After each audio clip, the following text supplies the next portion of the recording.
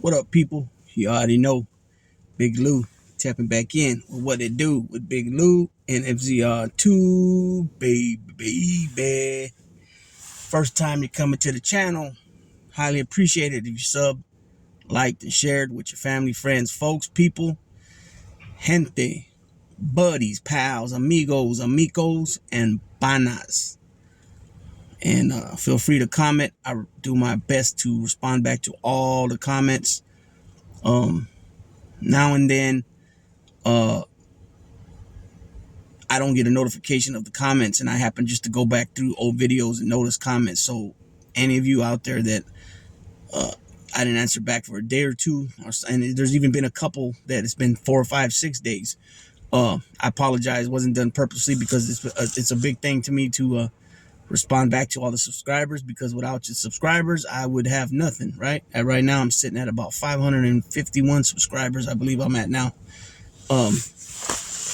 Some people might say, "Oh, that ain't nothing," but to me, it's a good thing. It's a, I've picked up about 200 and I want to say it's about 218, 220 subs in the last 55 days or so, 50 to 60 days, something like that. You know what I mean? Where before that, I was stuck at 318, 319, 320 for months. It took me months to get there. Let me rephrase that. So I just want to let everybody know that I appreciate everybody. Earlier I did that live, and I want to thank everybody that tapped in and everybody that watched it afterwards.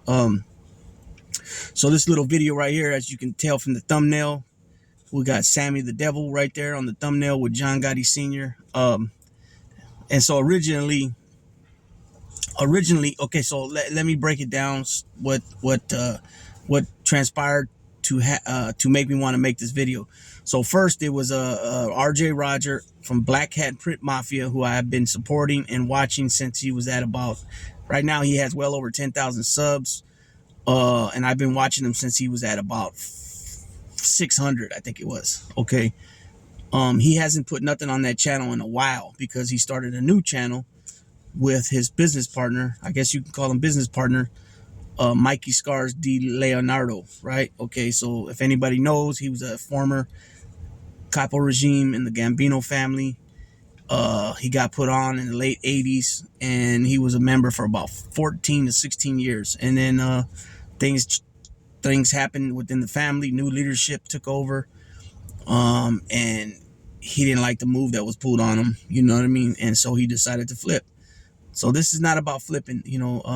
Both guys flipped. The difference is, though, with Mikey D. Leonardo, he straight up says what time it is. He says that he did a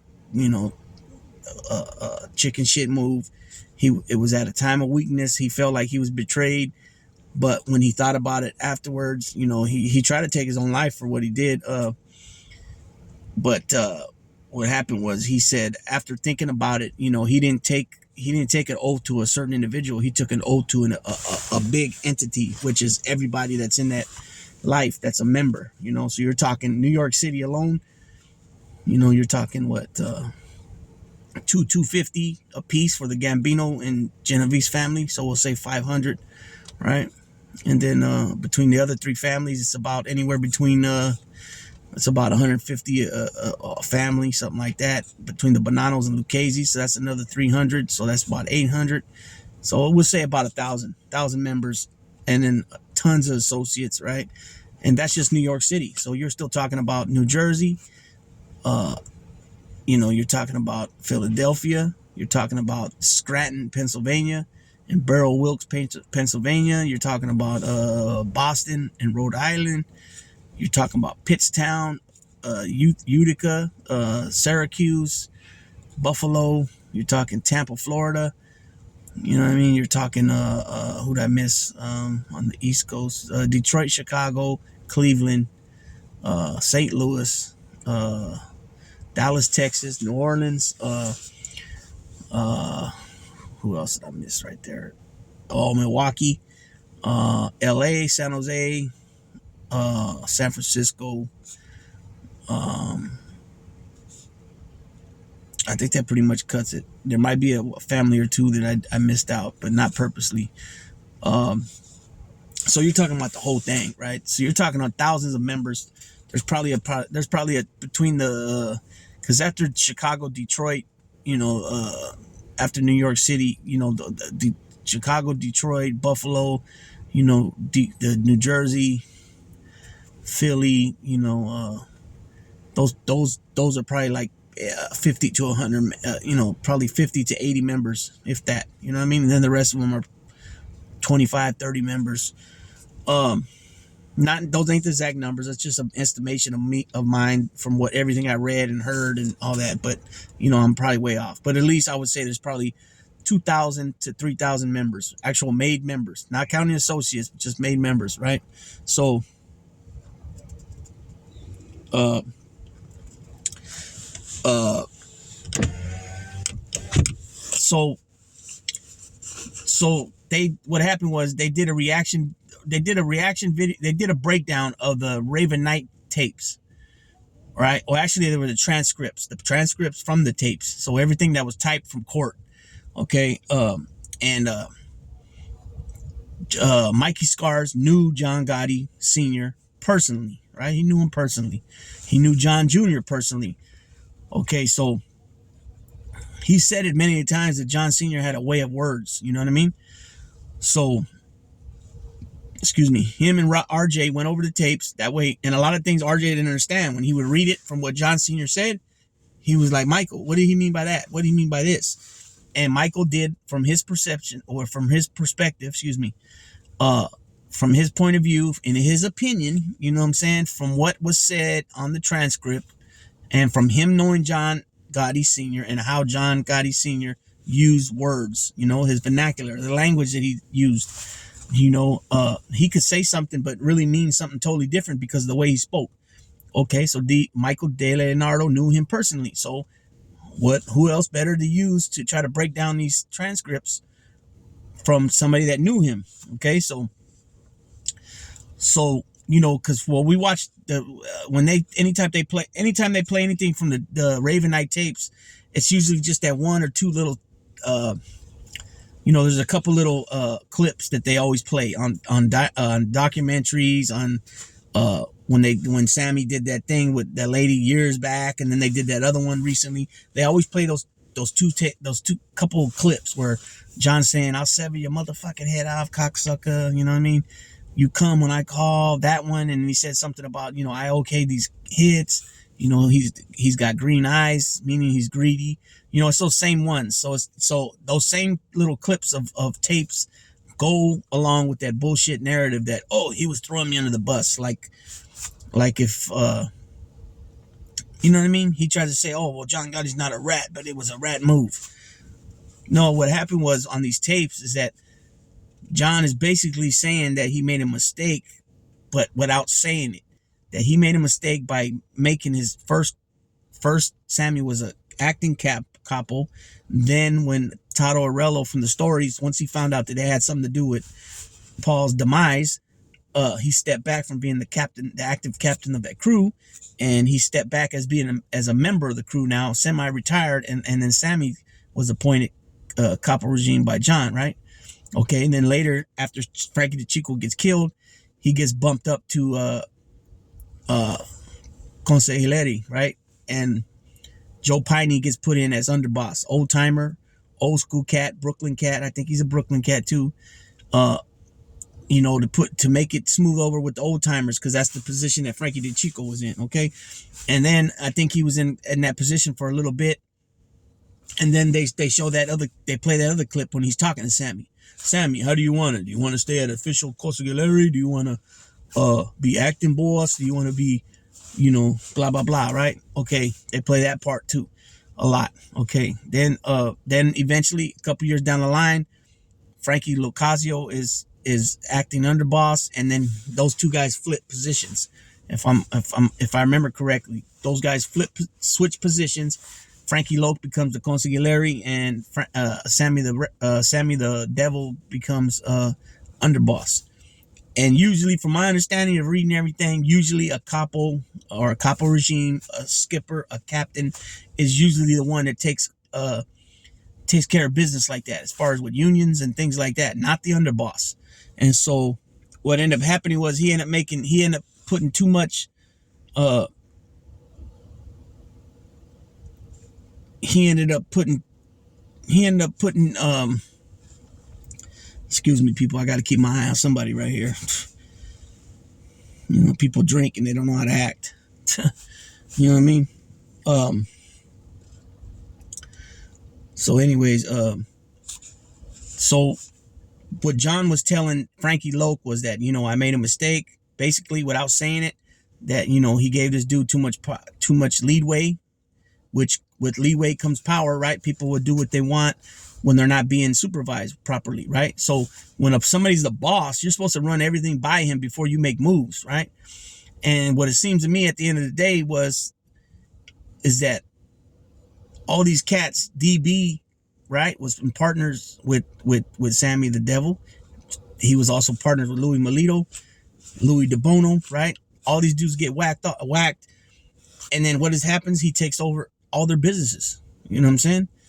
Nobody else got a piece of that. Yeah, John got a piece because he was the boss and it was getting kicked up to him. But as far as having a piece of all that, nobody had a piece of it but Sammy, right? Sammy had everything done in construction. Everything that had to be done in construction, he had a part of it. Plumbing, drywall, electric, everything, right? Masonry, every freaking thing. Anything that had to do with construction, he had a piece in it. He had his hand in it, you know. And then, from my understanding, also from those transcripts, John Senior's telling Frankie Loke, like, hey, you guys go up to New Jersey, and I want to say they met with the New Jersey boys, right? They could have been a branch of either the Genovese or the Lucchese, but I want to say that they were actually the Cavalcante family. And they go up there trying to make some moves, but they don't let John know, and then, Frankie's like, oh, well, nothing happened, and so John's like, well, nothing happened because nothing happened, but, you weren't gonna, basically he was saying too, this shit's gonna stop tonight.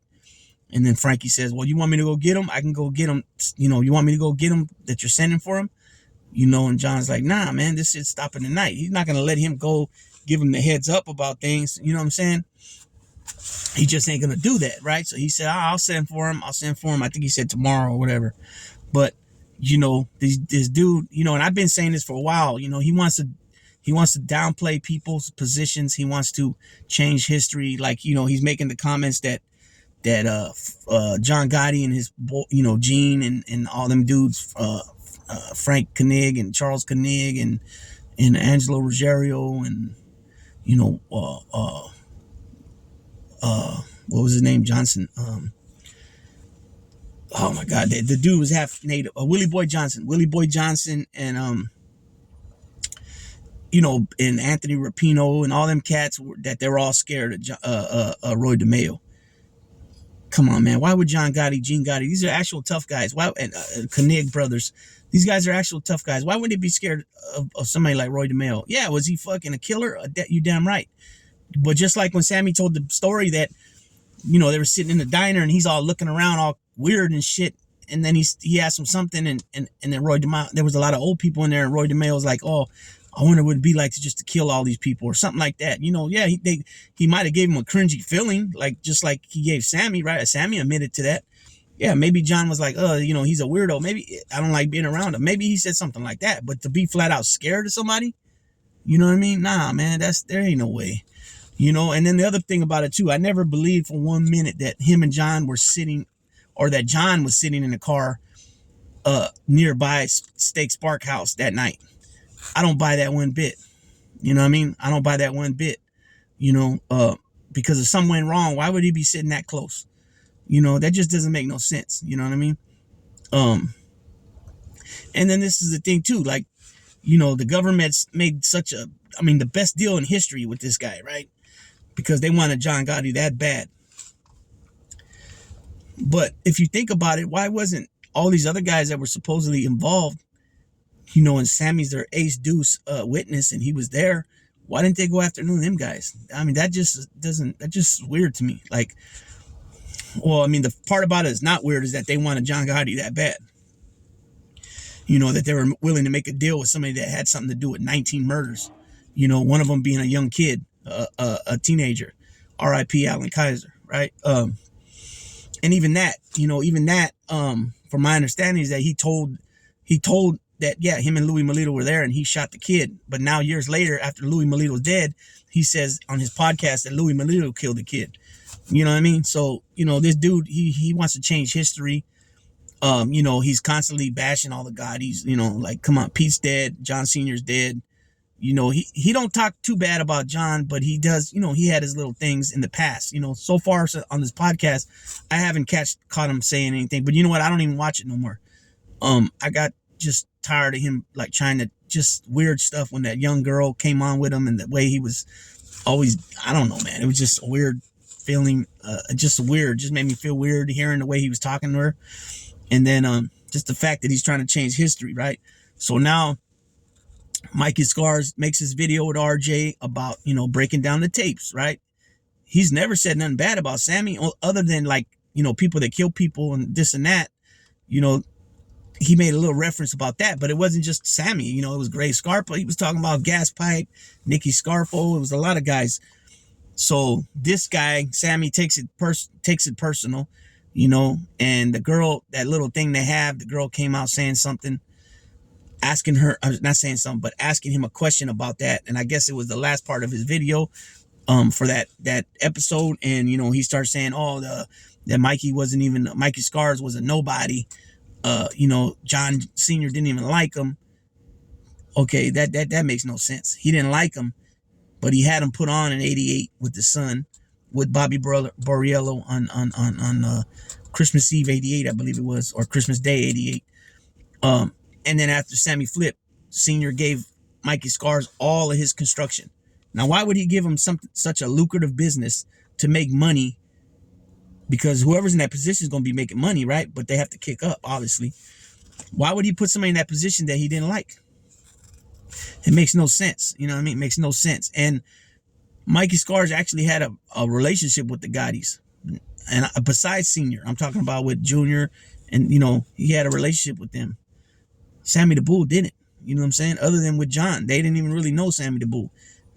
Like Karen said, she met him at her Sweet 16, I think it was. Or something like that. Or, yeah, I believe that's what it was. You know what I mean? And then he comes out talking about the mother, the Gotti mother, and he's talking crap about Pete. Pete's passed away. He's talking shit about, I believe it was Vinny Gotti. He's talking shit about the Gottis, Junior Gotti too. He said he's a tough kid, but he had no business in the life. You guys already know I made a video about John Jr. I said John Jr. is a very smart dude. He was put in a fucked up position because this guy who I'm speaking of just flipped, right? Sent his dad away, sent the number 3 guy away, sent some captains away, right? Sent a couple bosses of other families away. And, he did the best he could with what he was working with at the time, But the thing is, that man's still living off money. I believe he's still living off money that he made back then in the 90s, early to mid 90s before he went to the joint. I believe he's still living off that money. So anybody that can do that, and then still pay for 4 trials, whatever it was, is pretty smart. You know what I mean? I don't believe Sammy the Bull is that smart of a business guy because he was killing and taking, how hard could that be? You know what I'm saying? Yeah, he got some things kicked off, but it was because of the position he was in. You know what I mean? But anyways, just like what he did with Mikey Francis at the thing with what's it called, Mafia States of America. He tried to make Michael Francis sound appear to be less than him. You know what I mean? And that's what he's doing with Mikey Scars now. Yeah, Mikey Scars wasn't part of the administration. He was a cop. He was a captain, street boss, right, of a crew. Sammy was part of the administration, right? I think he was offered a position as a consigliere and he turned it down.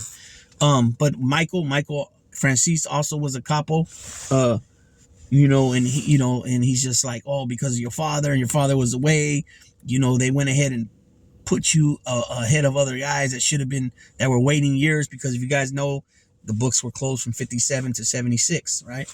And Michael Francis said that he got made in 75. But there's been some discrepancies about that because other channels have came out saying, well, that can't be because he's saying that these other guys got made with him, and they actually got made in 77 or 78. I believe Vito Sr. is one of them. And then the other deals were that Tom DeBella wasn't even, I think Tom DeBella was locked up in 75. I think that's what it was. And they're saying, too, that was probably more like 77 or 78 that Francis got made. But nonetheless, Francis says 75. And then if you look at some of the guys from the Colombos, it seemed like they just do what they want. You know what I'm saying? There's some guys that were made that they say they were put on in 75 and 74 when the books were closed. So it appears that the Colombos do what they want sometimes, just as the West Side does what they want sometimes. So, I really can't comment on any of that, but I can't comment on the fact that Sammy the Bull is trying to downplay, Michael Francis. Like he had said, oh, I was part of the administration. Does the names not get put on the paper and get sent out to the 4 families? And Michael says, yeah. Michael Francis says, yeah, they do. But Sammy tried to say, well, I was part of the administration, so, it's part of our duty to know. Come on, man. Another family's not going to tell that family. I don't give a fuck if they're part of the administration or not. They're not going to tell you what the guy did exactly.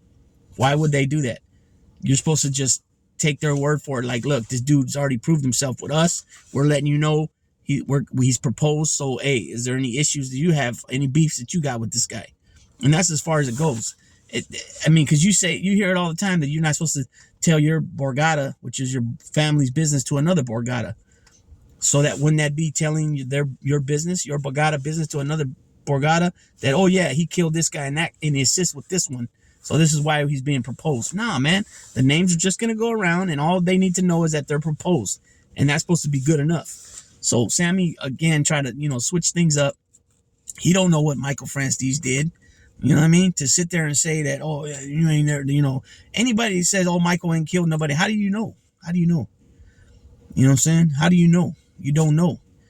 You know what I mean? And he says straight up that he could just be saying that and he didn't do it, because there are some guys that got put on because they were able to make money, and they prove that, and therefore, everybody knows money makes the world go round, right? It's what you did for me lately, that type of deal, right? In other words, what I mean by that is, if say you've been given, every week you kick up, or every month you kick up, and you've been given, say you're a captain and you've been kicking up from your crew to the administration, say $50,000 a month.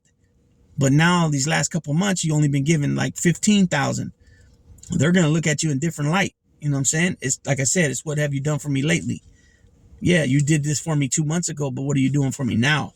You know what I'm saying? So, a lot of guys, especially in the Colombos, they say that, they only had, out of the 115 members they had, it was probably only like 20 legitimate earners that were actually earners. And Michael Francis was one of them. You know what I mean? So you have a lot of guys that are just muscle. A lot of times, it's kind of like living check to check in a sense, but it's living score to score. So a lot of times you're hoping to get a score, to come up to pay your bills, take care of your family. And you're probably borrowing a lot of money here and there from people in the meantime to pay things, and then you scores, and then you pay them back. But, he just tried to make them sound like, oh, I'm a gangster, Michael Francis, and you're a racketeer, and well, actually, he was like, I'm both. Sammy likes to tell that story that Castellano said that, and that he said he floated up a little bit. No. He said his chest came out because he said that he was a earner and a gangster. You know what I'm saying? And the thing about Sammy is that Sammy's 77 now, I think he is, or he's going to be 77, so he's pushing 80. At the time he flipped was 1990, right, which is 33 years ago. He was like in his late 40s, right? Well, Sammy's born in 46, I think, or 45. He's born in 45, so he's going to be 78 this year. Okay, so you're talking, he flipped 33 years ago, 1990, right? Okay, so 78, so he was about 45 years old. He was a young dude back then. And a lot of these dudes he flipped on, Jimmy Brown, Patsy Conte, dudes like that, those dudes were in their 70s already back then. You know what I mean? All those dudes are gone. So, this guy's running his mouth. So a lot of guys were his age back then, now they're as his age now. And of course, they're not going to come out saying, oh yeah, he's full of shit, because it's supposed to be a secret society. You don't talk business, So they're not going to come out speaking against him. So He knows that, so he's gonna, just run his mouth. Then of course he says that, oh yeah, I got 22 years in prison. Okay, I think he has about a year in prison the first time he was in there for the 5 years, because the rest of it he spent over there at Quantico, right? FBI headquarters, in like a little plush apartments for the trainees, FBI trainees, and probably staff members, the trainers. Where, I mean, who's in prison and they get driven in town to get haircuts, and they get driven in town to have dinner with their wife? That don't happen in no prison. You know what I mean? So he wasn't even in prison those 5 years. I always say I got as much time as he did for a probation violation. You know what I mean? And then he went back for when he got caught in the ecstasy thing between the state prison and the federal prison. He did almost 18 years. But he wants everybody to believe that he was hanging out with the AB, right? But what he's not saying is that them dudes were no good too, just like him. You know what I mean? Because he comes out here saying, oh, they gave me the green light to get these Odin tattoos. But he's not telling you the real truth, that those guys were in bad standings too. You know what I mean? There's no doubt about it. He was a tough motherfucker. He was the real deal when he was on the streets. But I always say this, John Gotti, before he got that life sentence, he already had did 6 to 8 years in the joint already. I think on 2 or 3 stretches, he had been to prison already. So he had more respect for a guy that did time. You know what I mean? Think about it. Sopranos. When Tony's talking about Paulie, he's saying, yeah, a lot of tougher guys flipped than Paulie, right? It's the same thing. Paulie never really did time, from the storyline. Paulie in real life, the real guy, Tony Sirico, actually did print time. He was a real deal too, but he was an actual made guy. He was an associate. But in the storyline of the Sopranos, Tony Sopranos is saying that, a lot tougher guys than Paulie's flipped, and he was thinking about taking Paulie out. So it's the same deal. He had never been really done time. But if you listen to him, he's been in and out of prison all his life. He's full of shit, man. He just couldn't do time. And the reason he did the 18 years is because he had nothing to give up. He was washed up already. He already gave up everything he knew. You know what I'm saying? So there was nothing he could do. He wasn't going to get out on that one. It is what it is. You're either going to do the time when they give it to you, or you're going to take yourself out, which means the coward way out, killing yourself. So there's only 2 options when you get time and you have to go to prison, And so this is just a little video, that,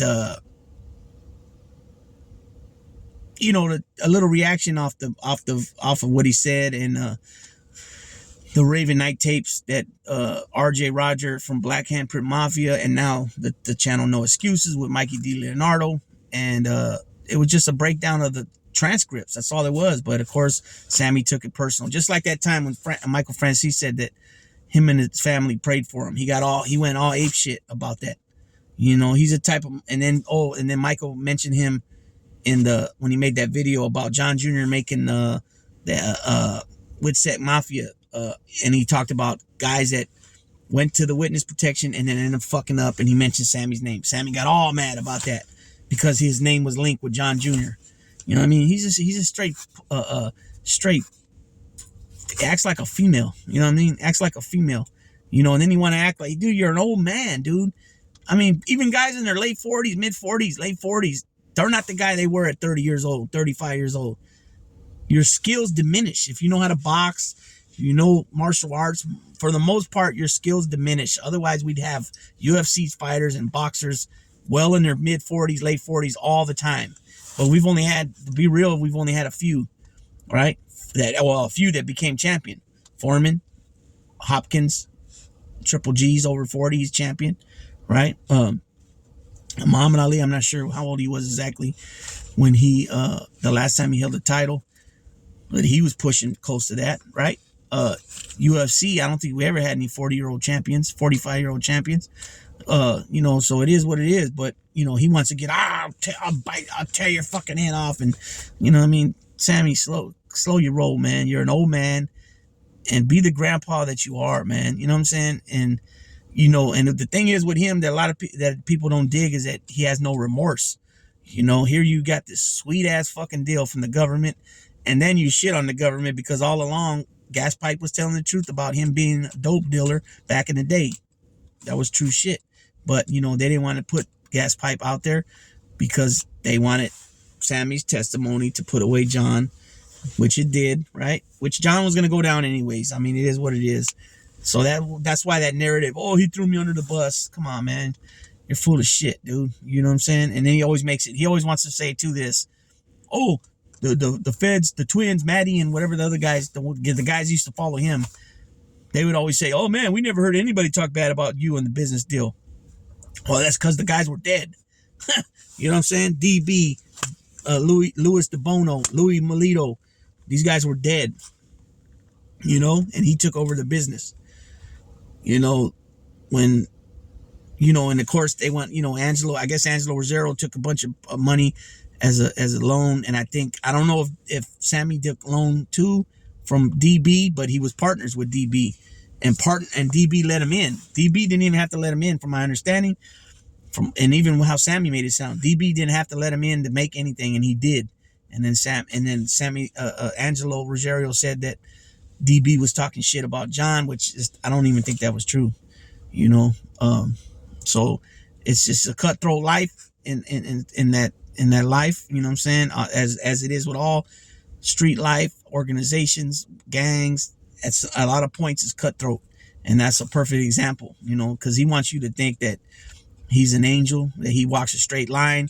Of course, it's all about, you know, the rules, but he was breaking the rules all the time because you're lying about another brother. It's supposed to be a brother in that society, in that secret society.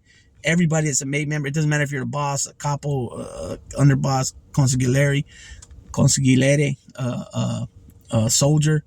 They're all equal. They're supposed to be equal as in following the rules. Of course, the boss is the boss, but I mean, they're equal as being brothers in that life. And he was fucking over his brothers all the time. You know what I mean? So that's just a little video, man. If you guys want to put any input on that, as far as statements or piggyback or anything off I said, or say or contradict anything I said, feel free to put it in the comment section. It's all good in Hollywood. You know what I'm saying? Because some people do actually know about things a lot better than other people. You know, obviously the books ain't always accurate, which we know that. But some of these things like OC Shorts, the things that he gets from actually FBI transcripts from bugs and things like that. So, you know, you can say guys are just saying things when they get caught on tape, but, you know, it's most likely it's probably true. And then, you know, they do have a lot of bugs from back in the day in the 60s that the title, whatever, I think they were called title something bugs. I forgot what they were called, but they weren't actually legal. And so a lot of information that they learned, like from Sam the plumber, I think Joe Bonanno got caught on some, and Stefano Magadino, they weren't legal for them to use.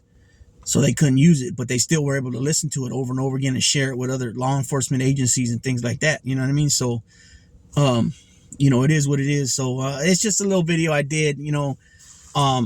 People got to speak out against this guy. You know, he's not part of an organization no more. So if he was, I wouldn't be saying shit.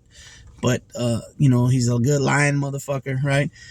He's a cutthroat ass motherfucker. He's just a real life piece of shit. You know what I'm saying? And he's a straight turd. You know what I'm saying? Straight up. And that's a nice way of saying a piece of shit.